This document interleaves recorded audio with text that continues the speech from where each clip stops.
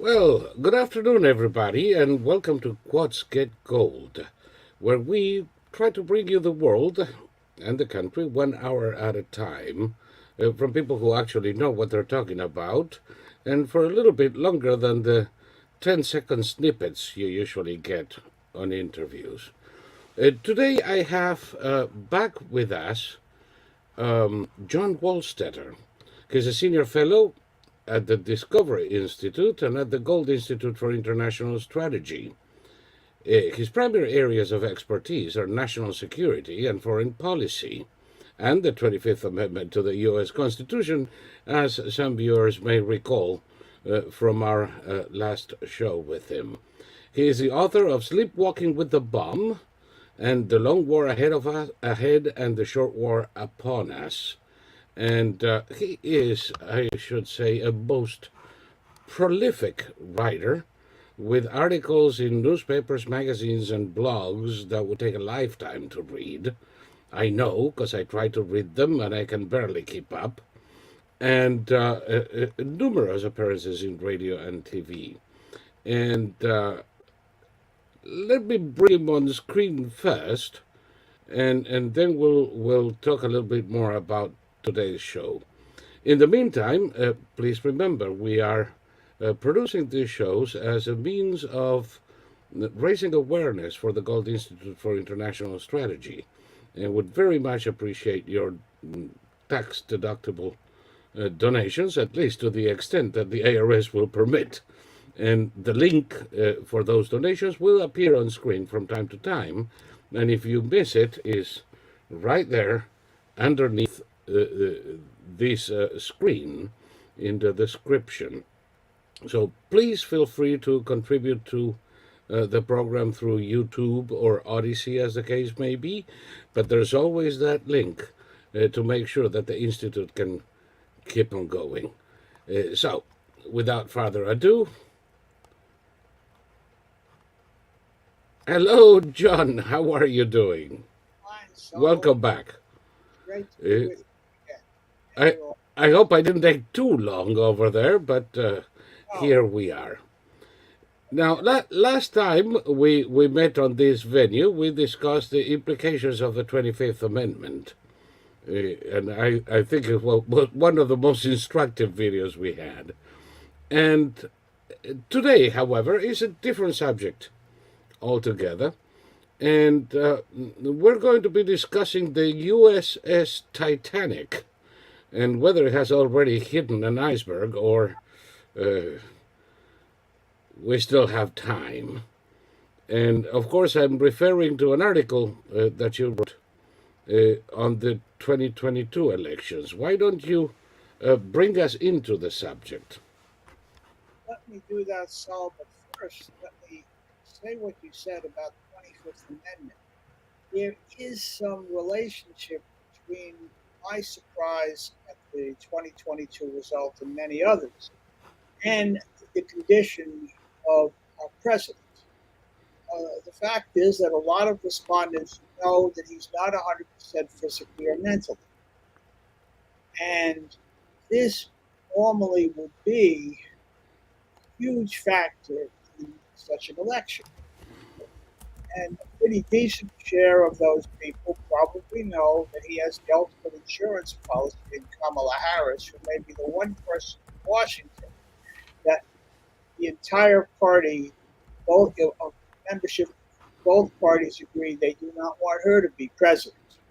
But that said, I think that in looking at this election, the reason I'm so pessimistic as is because I think that the voters missed what this opportunity was about. This is something I haven't seen much in the commentary. If you have president who is as far underwater as Biden is on every issue except abortion, and maybe less than he would normally be on immigration because voters, uh, many of them thought that there were less than 1 million people that came to America in the first 2 years, and there were from 5 to 6 million. And that might have made him feel more strongly about the issue. But on everything else, he was underwater by lots of points, overall by about 20 some points. And he was, depending on the poll, of course, you sort of averaging things here. And most voters do not want him to run again. And at the same time, the Republican side of issues polls very well with independents, not that badly with Democrats. Most important of all, the Democrat polls that were taken also said that they were going to get a shellacking. Instead, what they got was what has been called a trickle, if that. They barely hung on to the House, the Republican, or got the House back, and that was because Lee Zeldin, running a great campaign in New York against Kathy Hochul for governor, pulled 4 seats in upstate that were close. Without that, they wouldn't even have the House. And of course, the Senate, they went from 50-50 to 49-51, which is huge in terms of what the other party can do. Because they don't need Kamala to break the tie. And this was bound to be regarded by the White House as an endorsement, which it wasn't. But the fact is that in critical races, it made a difference, that they didn't do what you would normally do here. And that is when you have a president that far underwater, this is the one chance voters have to send a message to the White House, and not only a message, but one that will have to be accepted. And you do that by handing them a shellacking, a red wave, and you give both houses to the Republicans. Whereas in normal routine off-year elections in less partisan times, it wouldn't really matter that much. You could focus on your own candidate quality because party control didn't normally mean that they could just about ram everything through. In those days, there were many Democrats who were more conservative than a lot of the urban Republicans. So it was a much more mixed picture. All right, focus on your own candidate. But the first rule of the hole is to stop digging. And you do that by blocking what the guy has. And maybe it's almost impossible in an off-season election for the Republicans to come forward, or the party out of power to come forward with a coherent program. That's what happens in parliamentary systems. You have a parliamentary leader. And the leader of the Labour Party in Britain, when the Conservatives are in power, and so on. In parliamentary systems, there is a titular leader who can speak for the party. There isn't one in the United States. So it's unreasonable to have a coherent program. But they should be able to say, we agree on one thing. We have to stop the occupant of the Oval Office from inflicting more damage. If they understood this was their one chance, then they had to do that, and they did not do it. And that was a huge mistake. They're already feeling buyer's remorse, but it's a little late. And predictably, Biden is acting like he got a 50-seat majority in the House, trying to. The Republicans have come together more than I thought they could have, but they have very little margin for error. So Yes. this was their choice. Go ahead. Yeah. We seem to have a little bit of a delay with your internet, so if I come across as I'm trying to interrupt you, that is not the case. I may come in a pause, and God knows when it actually goes on air. Okay. Now, this is very clear. Now, the Republicans got, for the first time that I can remember in very recent history, an actually majority of people voting for them. almost 3 million votes more than the Democrats, which would be consistent with people having some kind of reaction against the misgovernment of the Biden administration. But that didn't translate into electoral results, which is a peculiarity of our system. I'm not advocating for elimination of the Electoral College, as Democrats would do. On the contrary, but how did the Republican Party manage to transform a wave of voters into a trickle of representatives? Well, I think I would ordinarily be inclined to say that this is just a quirk of the system. But the fact is that because this situation is so dire, 3 million majority is actually, when you think they have pretty decent turnout, is not that impressive. And of course, it gets swallowed up in a lot of places where they won easily, that sort of thing. What they needed was the kind of thing that told the voters out there, drop everything. We need to sell the White House. This, even in the Senate, the candidate quality always matters more. Well, I heard a whole bunch of those candidates. They weren't bad candidates, and I don't believe they lost because they were skeptical about election results. And they didn't lose because of January 6th was ranked at the bottom concerns. I think there's more at work here to not vote that way. They either wanted to say, let's give Joe another couple of years to see if he can straighten it out. That's one possibility. Or they just voted because if they didn't like Donald Trump or something, this was not the time to send that message. Now is the time for Republicans who don't like Donald Trump to say, and I don't care for his tweets any more than anyone else does. All right, your time has passed, and one or two people have come out and said that. And I think they're right. I also don't think he'll be a candidate, because I think he'll be indicted over January 6th. But the thing is, this was the one chance they got. And if they thought, they just don't think it was that bad. If they thought it was as bad as I think it is, they would have voted straight ticket Republican. Unless, if you have a Nazi or someone like that, but nobody like that was voting. A couple of nutcases who were running and got elected, and we won't talk about who they are or who they are. Yeah. But by and large, I mean, you could take Arizona. Why not? In Arizona, they had this is a perfect microcosm, I think. I didn't use it that way in the article, but I think it works very well to go over it. The article is getting long enough as is. They had three races in Arizona. They had their own representative that they were voting for. Then you had a gubernatorial race, and you had a senatorial race. The senatorial race, they had Mark Kelly, the Democrat, who had campaigned saying, I'm going to be an independent in the Senate. And he was not independent. I mean, occasionally on things like, do we want to make it a national holiday for proto-northerly warbler? All right, maybe he defected. But I'm not saying there was exactly such a bill. That's illustrated.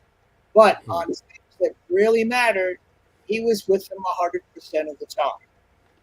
So he lied to the voters. And then you have, against that, Lake Masters, guy was a financial guy with Peter Thiel. Peter Thiel doesn't hire people who have trouble adding 2 and 2. He was whip smart.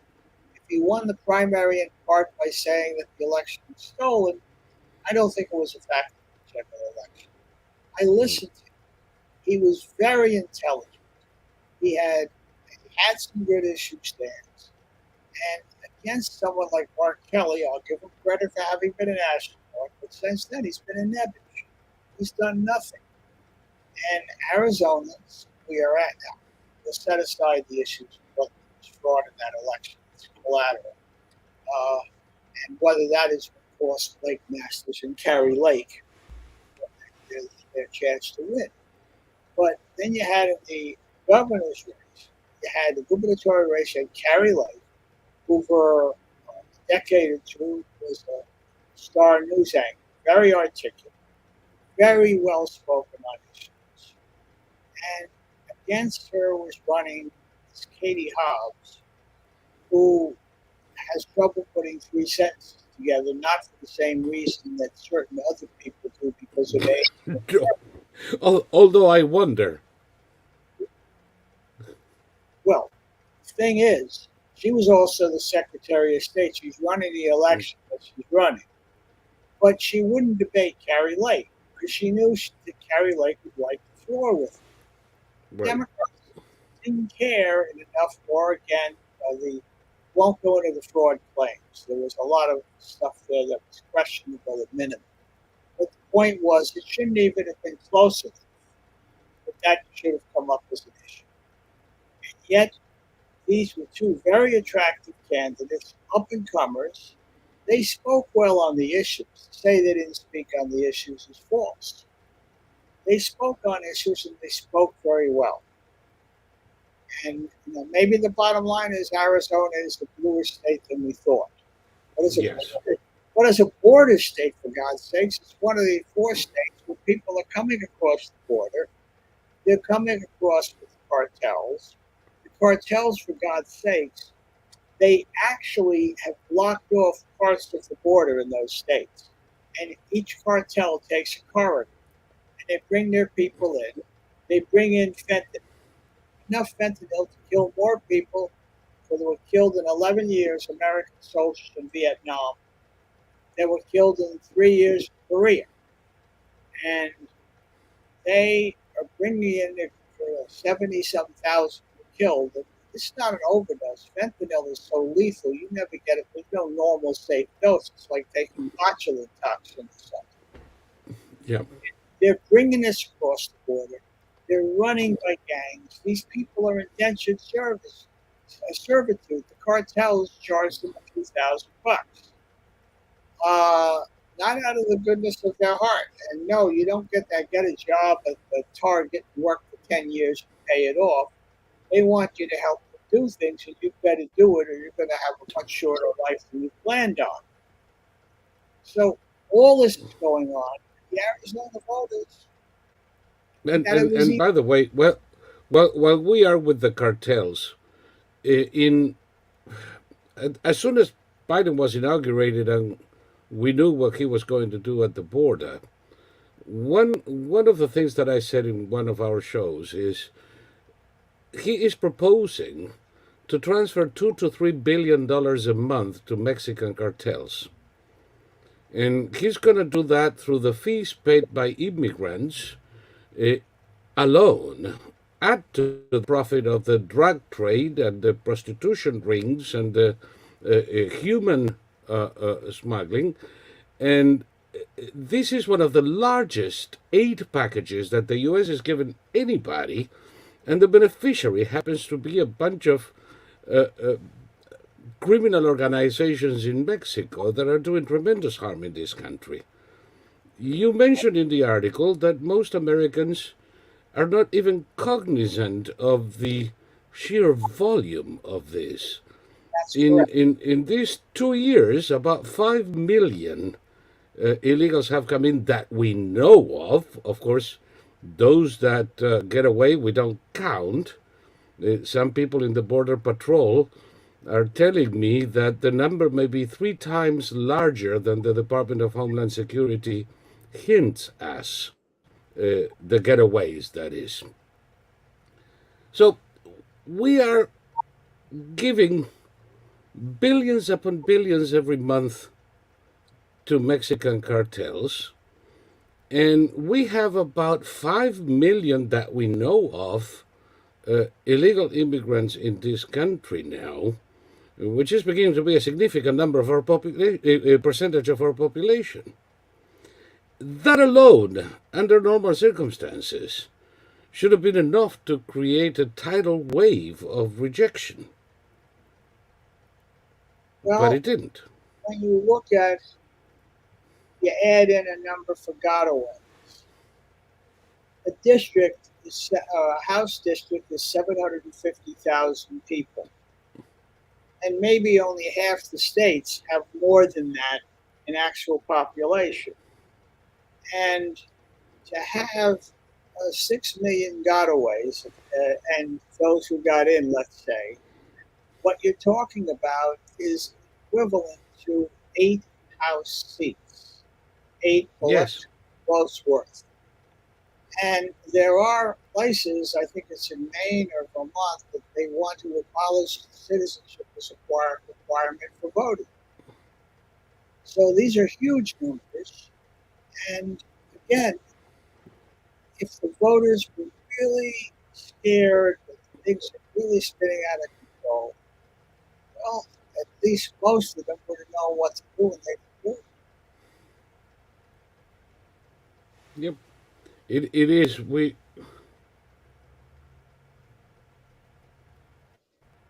I don't know if I have an internet problem or did I lose you? No, I'm here. I'm just waiting. Okay, Stop. So sorry about that. But I'm we're talking about a group larger than the population of Minnesota.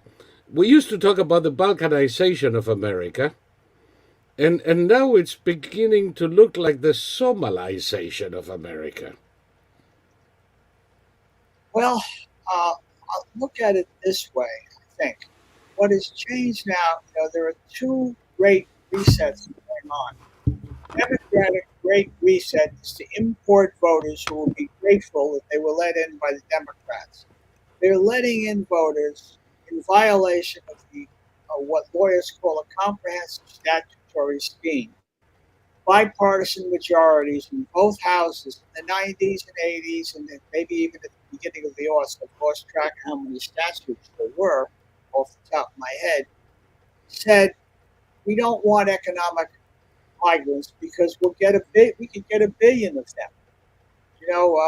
Back in '74 or so, Kissinger was talking to Deng Xiaoping, 74, 75, in China, and he was complaining about human rights. He said, well, how many of our people do you want? 300 million?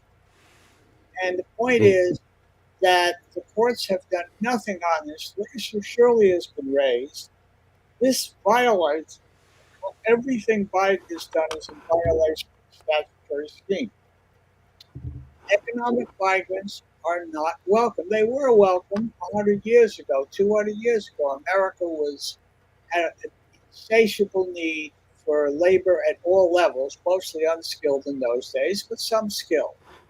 Now we've got a large pool of people, especially with the pandemic, who haven't gone back to work. They've been given so much money.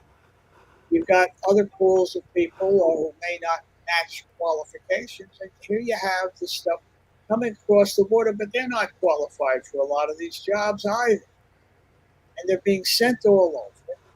There's collusion at the border with the judges. When you have a hearing, these people have to go in and they have to say or file or put on paper that they have a reasonable fear of persecution because of their membership in such and such a group. Now, I guarantee you, left to their own devices, these people all would have said, I come to America for a better life. That's not what the statute says is acceptable. So, what happens is you get these law firms that fill out, give them the magic words to put in, and write it in your own handwriting.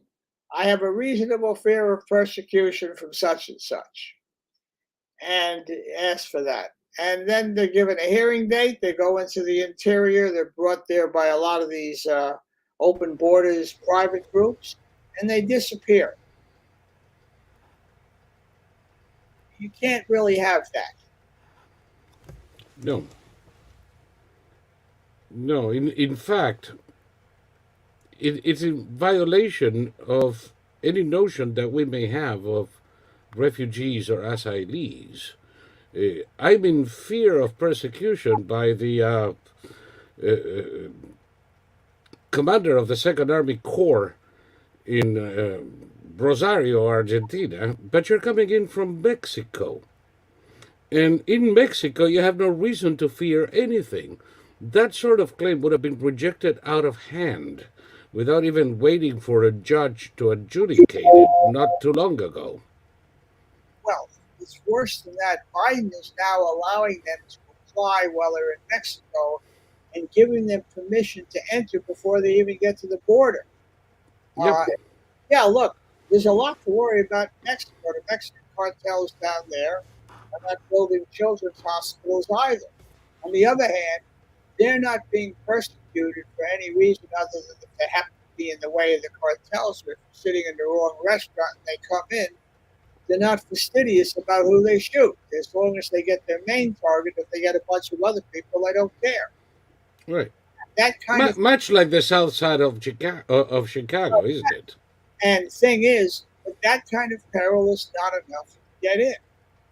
I don't know. Well, yeah, sure. The South Side of Chicago, they have a reasonable fear that they'll get hit by straight bullets and gangbangers are firing.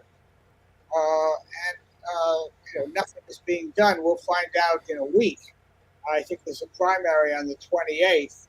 Whether Yes. Chicago elects their, shall we say, governance challenged mayor to nominate for another term. So, but basically, this is a racket that is being run that way, and the Biden people are complicit. They bring enough people in like that, you're going to see a civil war in this country. Yes. Well, there were many years ago. Somebody was complaining to me about the flow of immigrants to the U.S., and I told them, for as long as our quality of life is so much better than the rest of the world, there is going to be a constant stream of immigrants trying to get into this country, and many we actually need. If you want to stop that flow, the only solution is to make the quality of life in the US lower than that of these countries, and then they will have no incentive. And it seems like current policies aim at achieving precisely that goal. Well, some of them, it looks that way. Never attribute to conspiracy what you can attribute to blunder. My normal, my normal. Yes, But it does seem we had the CDC. The head of CDC was Rochelle Walensky testify in front of Congress. She was asked if there was an end to mass. She couldn't offer one. And I mean, Trump's greatest achievement, I think, was that by allowing the states to go their own way, which Hillary would never have done, we avoided a health policy dictatorship. Because after a year or two, you could go into the courts and say, listen, the emergency's passed. People aren't dropping in the streets. We're on planes and we're able to do things.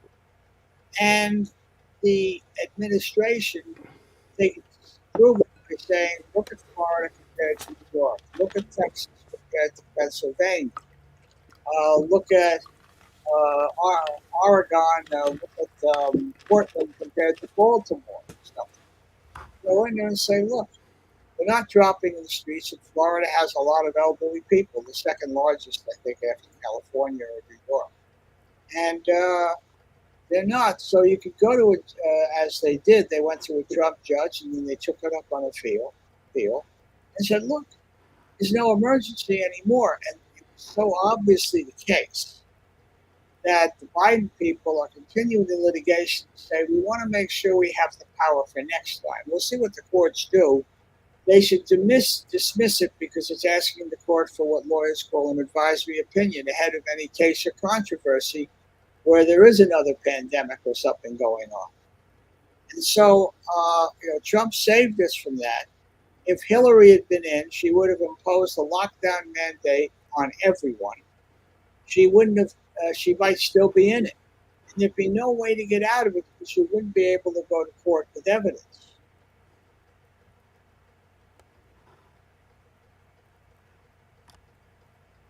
Go ahead. oh, sorry about that. Like I said, I'm having the weirdest internet connection in at least a year and a half.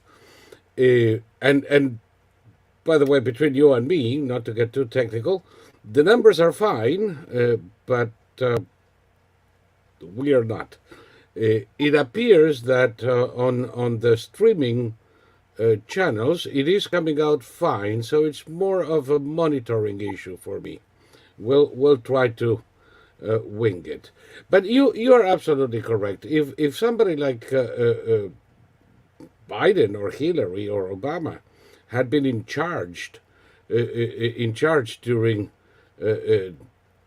2019, 2020, would still be wearing masks, for forbidden to go to the beach, and ordering uh, uh, takeout from some government office, because there wouldn't be any restaurant left by now.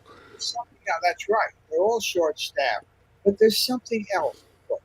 And we've seen it in the last 2 weeks. So I'll be 76 in 3 months. I have never seen anything like this in my life. From my first sentient moment of Sputnik when I was 10 to now, I've never seen it. You have this horrific derailment in East Palestine, Chicago, Palestine, 2 weeks ago now almost. Ohio, in East Palestine, Ohio, right? And the uh, you have toxic fumes that the government created by its decision because they weren't prepared, they didn't know what to do, which releases, among other things, a gas phosgene that was used as a weapon of war in World War One. You have Yep. people who are reporting all sorts of symptoms of kinds of sicknesses, infections, sores, scars, terrible stuff. And they asked Sherrod Brown, somebody asked Sherrod Brown a couple of days ago, a senior senator from Ohio, a Democrat, would you drink the water? He ducked the question. And that's not lost on the locals. I've never seen open indifference. The president decided to go to Ukraine. If he wanted to do it another occasion, it would have been fine also if he had done something more than make promises that are nowhere near enough if they wanted to have a chance to win Yep. that. But this week, any president, Bill Clinton would have been out there in a day or two. Bill Clinton understood that. Obama was somewhat remote, but this is another category. It's Joe's advisors. Said you have to go, and if not, send somebody really senior. Nobody wants to send Kamala because she'll cackle all over the place. But Buttigieg, he has missed every major crisis. From when he took maternity leave with his husband, when the supply chain crisis broke, I think it was in 2021. And, Yes.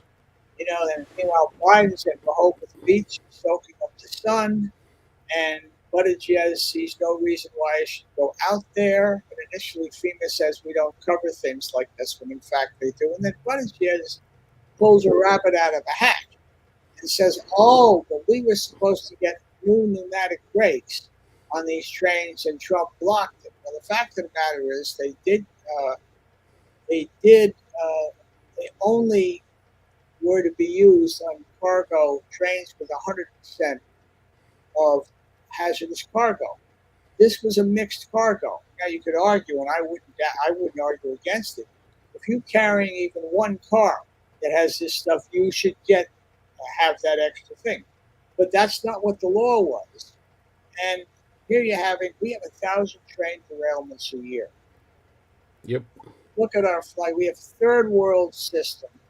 And here we've spent so much in infrastructure. I was reading, we haven't wasted so much money without building new infrastructure. I was reading articles in the mid-1980s, maybe even the 70s, about our dilapidated infrastructure.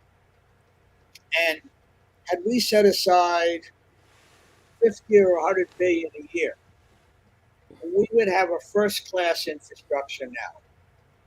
And we wasted several billion in the pandemic. Some of it hasn't even spent. And I would say way more than several billion. billion. trillion, several trillion, Trillion. Yes. and, and sorry about that. And a lot of that went to people, pay them not to work more than they needed to be. You know, a lot of it went where Yes. Obama did with his $800 billion infrastructure bill in his first couple of months of August, which was of office, when he said it was going to shovel-ready projects, and we learned Uh, later not all of them yes. were shovel-ready. So, Well, but you see, the problem is that you don't need shovels to fix railway signaling. well, that's true, but you also need tracks. And No, uh, I know, I know. I'm trying to be facetious. It couldn't possibly be a shovel-ready project if you don't use shovels. well, You are absolutely correct. We have an obsolete system derailment every in 8 hours. Every 8 hours, we have a derailment in this country. yes, yes, and it is mostly due to lack of maintenance and degrading Yeah, of the rails, exactly. and we also have an overburdened rail system. When the first thing that the Biden administration did was cancel the XL pipeline, it just favored the use of 13,000 rail cars to transport that oil instead, because transporting it is, but not on a pipeline, on railroads. And then, of course, we had what you just referenced, the supply line crisis that the government did absolutely nothing except ensure that drivers didn't show up for work. And all of a sudden, you have much of what used to be trucked around being tagged on to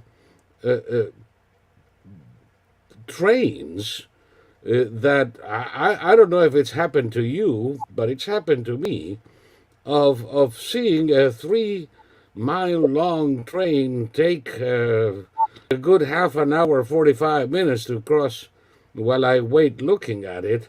They're longer, they're heavier than they ever were, as the rail system itself is more and more degraded. We are asking for catastrophes coming our way in numbers that we can only imagine. Yes, and yet the voters seeing this picture unfold, are the voters next time going to say this is the last straw? I wouldn't bet on it. We're a year and a half away, a year and 3 quarters from the election. And by then, this is going to be as ancient history as the fall of the Western Oh, Roman yes. Yes, nobody will remember this event.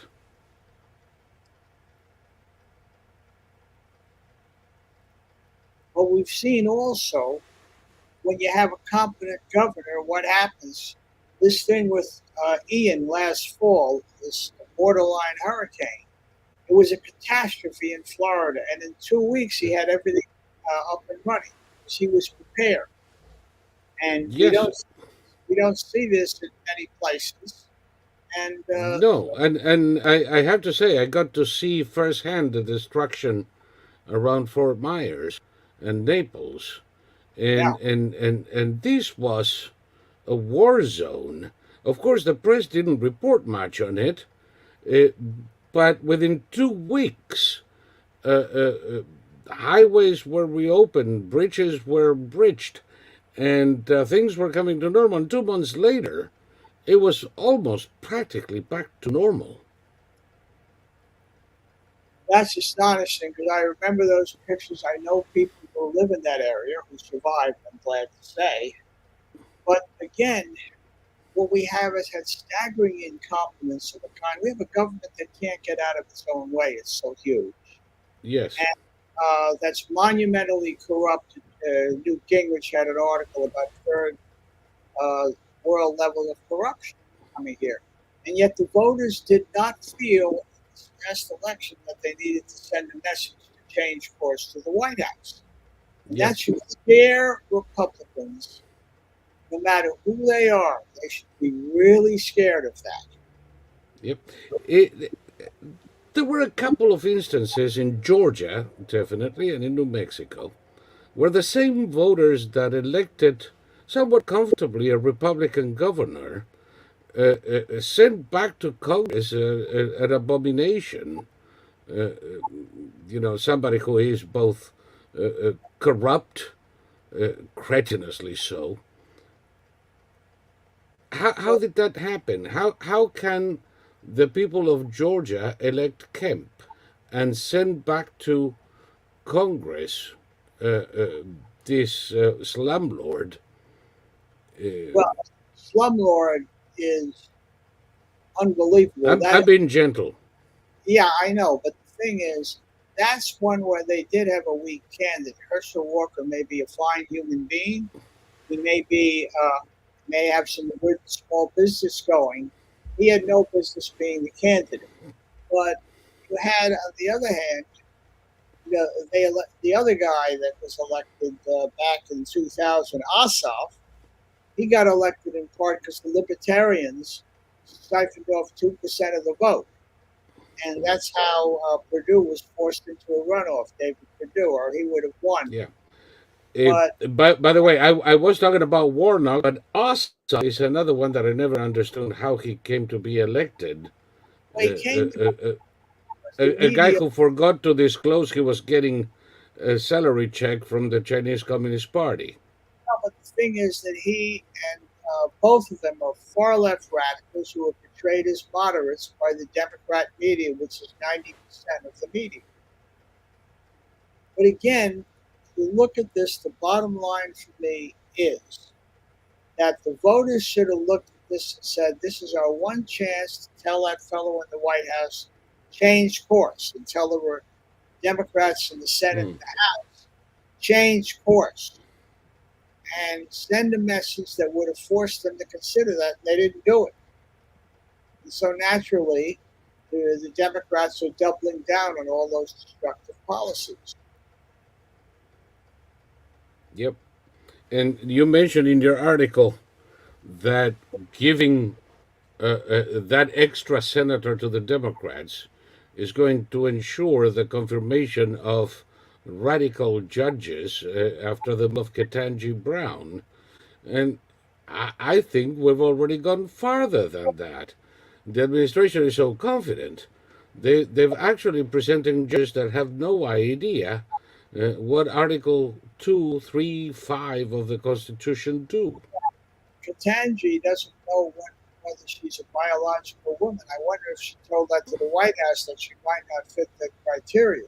But the scary part to me, for all of this stuff about Kirsten Sinema and Manchin, they should have looked at that and said, all they had to do was say, no, not someone like this. And I don't know whether anybody tried to go to the White House. So you have Michelle Childs. So far as I know, she's left wing but not radical. She's from South Carolina. She's well regarded.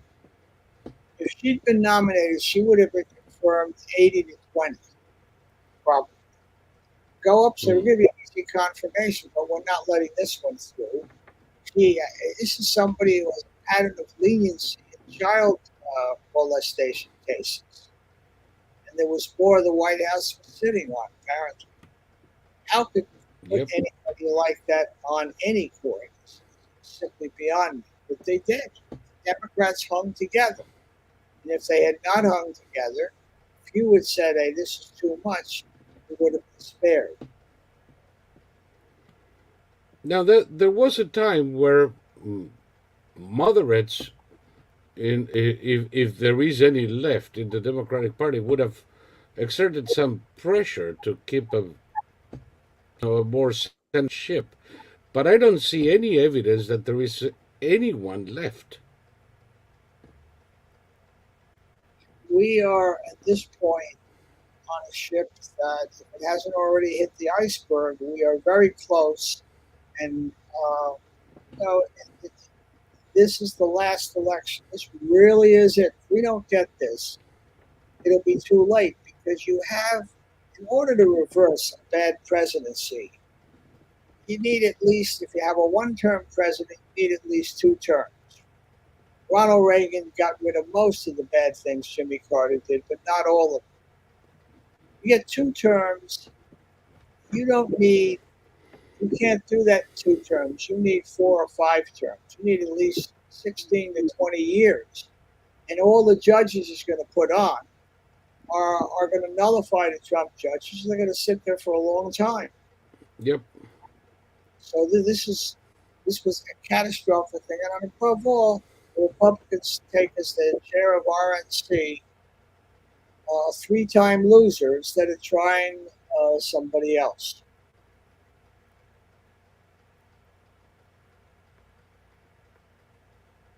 So Yes, indeed. And uh, I still have my monitoring problems here, but yeah, I think I don't think we've hit the iceberg yet, but I think we are damn close. And it appears to me, I know everybody says this on every election because they need to want people to go and vote. This is the most important election in your lifetime. They're getting to be. They are getting to be. Do we want a country? Thomas Paine once said when it was proposed that we had a monarchy and pick a European prince, uh, he said something to the effect that if we must crown anybody, let us crown the Constitution, that the world may know that in America thou is king. Well, not anymore. There's been a, a revolution and the law is being dethroned. And we have all kinds of ridiculous situations from San Francisco to New York, from Minnesota to Georgia, where the most basic principles of law are not being followed. We no longer have equality under the law. Our legal rights are no longer respected, and criminals get to walk free. there is, and By design. this is we're getting to the point where that ever becomes fully accepted as a new normal. The Republic's finished. I mean, it was a foggy night when the Titanic hit the iceberg. We're in fog Yep, now. We're steaming yep, ahead, and therefore, I don't know whether how close we are to the iceberg. Are we a mile away, 10 miles away? Do we have time to turn at the last minute, or will we have a gash in the side? In the case of the Titanic, the gash went 6 compartments. If it had gone only 5, the ship would have survived. That's how narrow the margin was. And of course, they were 1,500 lifeboats short. They had plenty of room for them. yes. Eh, So that's why I took the metaphor, because I don't think anybody can know. I'm not confident that we haven't already hit the iceberg. yep, Uh, but I am confident that if we still have time and we don't make the most of it next time, that's going to be it. The Republic will turn 250, in America will turn 250 in 2026. There won't be anything to celebrate. The no, decline will be irreversible. It's like, think of a building that's pancaking. You start out, the building is a skyscraper 100 stories tall, and it starts to pancake, and it picks up speed. And at some point, I would say, just guessing, it may vary from material to material. You get a quarter of the way or a third of the way down, the combination of weight and speed becomes such that it's unstoppable. We have yes. started, and I wrote about that in 2020, with what was happening that summer, and that once we get past that point, it's the point of no return. It is an interesting question. Maybe next time we'll look back on this and see how close we were to that iceberg. But you're correct. I mean, maybe we already hit it, and the question is how many compartments are affected. Yeah. All I know is that a country that cannot control its borders. This is something, by the way, that Kemal Ataturk said, uh, essentially making fun of Woodrow Wilson, who was very much attuned to what's going on today in America. And Ataturk said, poor Wilson, he doesn't realize that a country that does not defend its borders by the bayonet, if necessary, can no longer survive. Well, I We're think, not doing that. well, the thing is, back then, though, we got into World War One. Wilson was reelected, saying he kept us out of war because of the Zimmerman telegram that came from the foreign minister of Germany and was sent to Mexico. Foreign minister saying, if you help us in the war afterwards, we'll give you back the possessions you lost to the Americans. And Yeah, that's what actually got us. But America then was an Old Testament country, and they weren't going to stand for that. Wilson had no choice at that point. Nowadays, we're not even a New Testament country, we're a No Testament country. And I don't know if there's enough people left who will make a difference at the ballot box and reverse this. I don't think anybody can know. maybe we're a country writing our own will and testament. Yeah, we're that close. It's we are that close. We should consider that possibility. Um, of course, we have managed to go 50 minutes without mentioning Ukraine, which I think is quite a record these days. Well, Ukraine, look, Ukraine is a huge issue. And Russia without Ukraine is not an empire, as Carter's national security advisor, who was a lot better than his boss, uh, uh, Brzezinski Yeah, said. Szczecinski, right? Yeah, Brzezinski, yeah. The point is, we are met on the battlefield there, and we have no choice. And anything less than victory means that they'll be turning next to other places to annex. And Biden is talking the talk, but he's not walking the walk. Giving him tanks in a year and a half isn't going to do any good. We have there are 2,200 Leopard tanks in Europe, 500 Yes. Abrams. If you're going to do it, give it to them and tell them, you got a year to win it. And meanwhile, you start up the defense industrial base, which is shrunk Yes. drastically. And I believe we have 1,500 F-16s in Europe. Certainly, we can spare a couple of hundred. Well, we could do that. The question is, it's easier to train them on MiGs because they. Oh yeah, no, definitely. But you know that the Brits have been training them on Oh, F-16s for a while now. and the F-16 will shoot anything out of the sky that the other side has.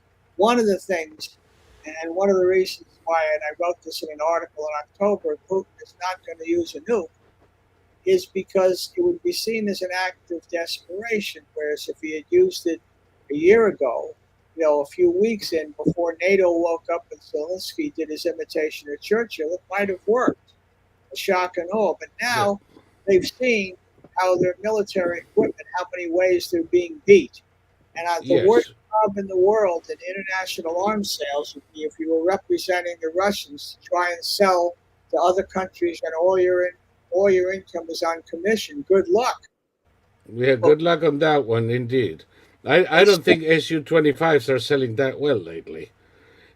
Well, they still use their old equipment. I noticed there were 8 Russian planes that violated our airspace in Alaska. One of them was Yes. a Bear bomber. That bomber was a turboprop that was built in the 1950s, for God's Yes. sake. Well, they're using tanks from the 50s now in Ukraine. I think that what many of us have always said, that the Russian army was essentially a joke, is now becoming apparent. Now, going to the nuclear use, in your article almost a year ago, uh, or at least several months ago, Late you October could for the election. late October, you essentially say that no one man can give the order in the U.S. or Russia, That's right. and that is true. I used to put it in different ways in my programs. If Putin were to give that order in Russia, he would be breathing his last breath at the same time. Quite Uh, probably. The other matter is, if he could do it on his own, the best evidence that he doesn't have the ability to do that is he didn't do it, 10 months ago, which he would have. exactly. And I don't know if you noticed, but since November, he's been walking it back with almost desperation. Well, of course, I wasn't serious about Russia will only use nuclear weapons in self-defense. Will never use them aggressively, etc., etc. And I'm having the impression that he's had the quiet talk with people around him, which essentially told them to cool it on this one.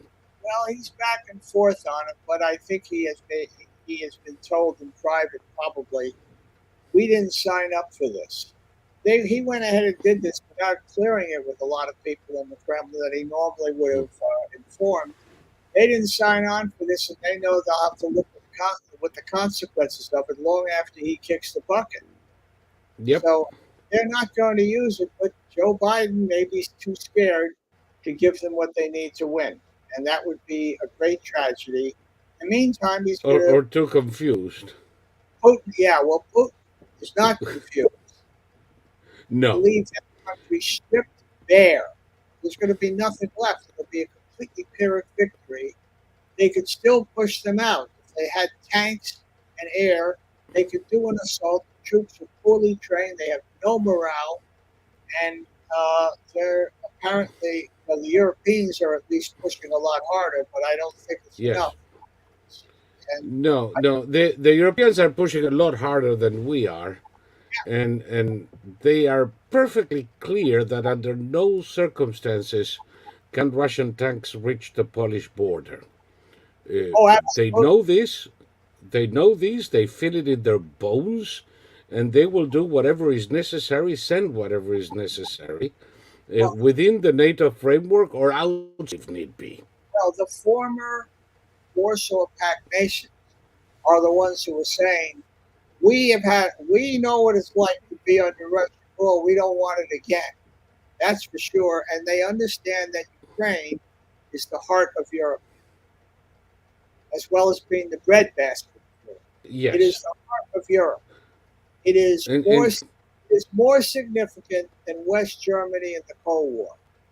absolutely, absolutely.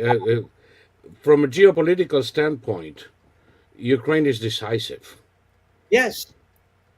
And you say at the breadbasket, uh, Ukraine's grain production added to Russian GDP would actually turn Russia into a relatively powerful nation, from an exporter of a commodity to the guys who control food prices in Europe and Africa. Yep. Nobody wants that except for Putin. I think that Europe is going to continue to push the US.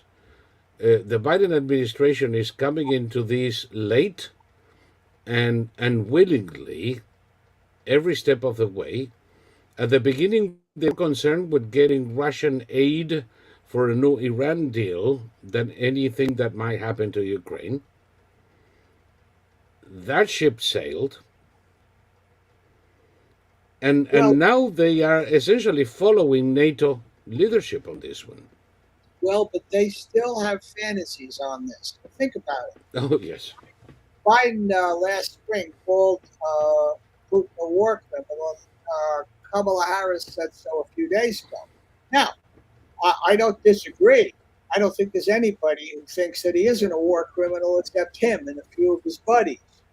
But you're going to call somebody a war criminal. What's his incentive to compromise when afterwards they're going to want to put him on trial somewhere? right. And we know that Zelensky is already put in motion the mechanisms in The Hague, and Ukrainians are, as they well should be, adamant that there have to be war crime tribunals.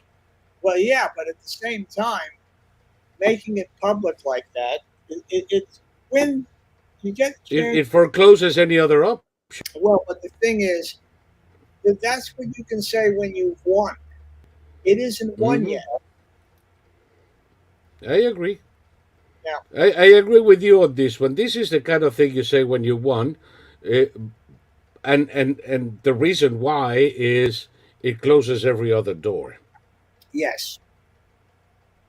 Uh, but maybe, if I were Ukrainian, I wouldn't want to leave a door open for NATO or the US to squirm through.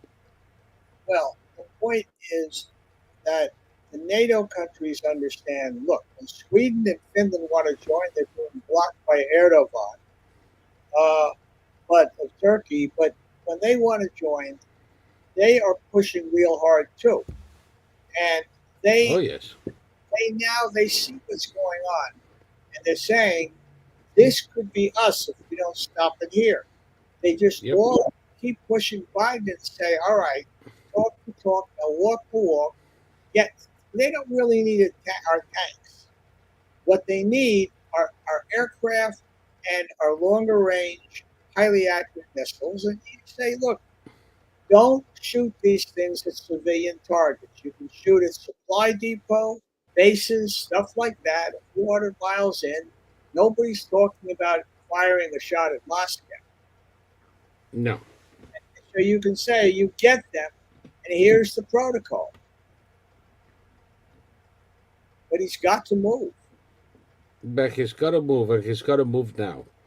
Because right now, the so cackled Russian offensive is already faltering.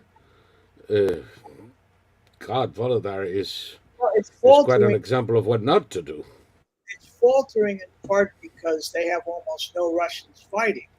Nobody Yep. in Russia is signing up for this. They're pulling these in from all of those various former republics, and every one of them hates the Russians, Yes. which is not understood in the West. They think that racism is something only in the United States and the Western countries. No. The Russians are virulently racist, and this is the way Russians have fought for 1,000 years. And now you're seeing it on screen. Yes. What Anyway, is Berlin? They got to Berlin in 1945. They did all this too. yeah. But by the way, they got to Berlin in '45 with abundant help from the West, and at the cost of 20 million. Well, look, Just imagine, to defeat an invading force of 2.5 million, they lost 20 million in wave after wave after wave. yes, and at the And same, that's about the only way they know how to fight. yes, but the thing was, then they could do it because the motherland had been invaded. But the Yes. problem was that Eisenhower made the tragic decision, which he did because the British had borne the brunt of the war until 1944, while we slept, and then when we didn't really get going for a couple of years. We made progress, but we weren't in full gear. But Montgomery was one of those who wanted to have an overwhelming advantage. Of course, he also gave the British operation, the Allies' Operation Market Guard, which delayed matters uh, another couple months. If Patton had gotten the gas, he would have been passed there. He certainly could have liberated Berlin. He could have liberated Oh, Czechoslovakia. yes. And, There would have been no Eastern European countries uh, and occupied by the Soviet Union. that was a tragedy of immense proportions. So we never learn lessons. It seems we keep repeating mistakes. Let's hope that this time we beat the odds and actually do the right thing. And on that note, let's hope so. And I'll see you some other time to either pick up on this or go into new territory as the elections approach. And thank you so much for our viewers. Please remember to support the Institute if you can. John's work in DC is amazing. You're just getting a glimpse of it. You can follow his articles and his interviews by going to the Gold Institute website. And right there on the screen and on the description below, you have the donor box link to contribute to the extent allowed by our taxman, free of taxes, and help us continue our work. And John, I'm going to give you the last word, and I'll see you soon.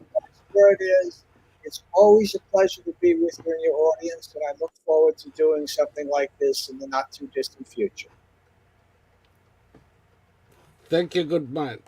Thank you so much, and I'll be calling you. I have a few more questions. Uh, Take care. Okay. All right. Bye.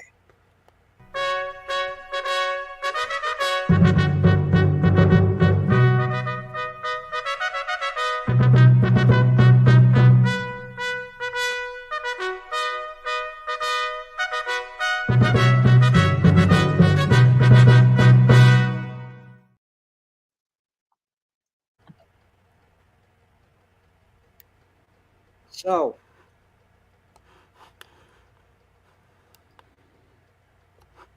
so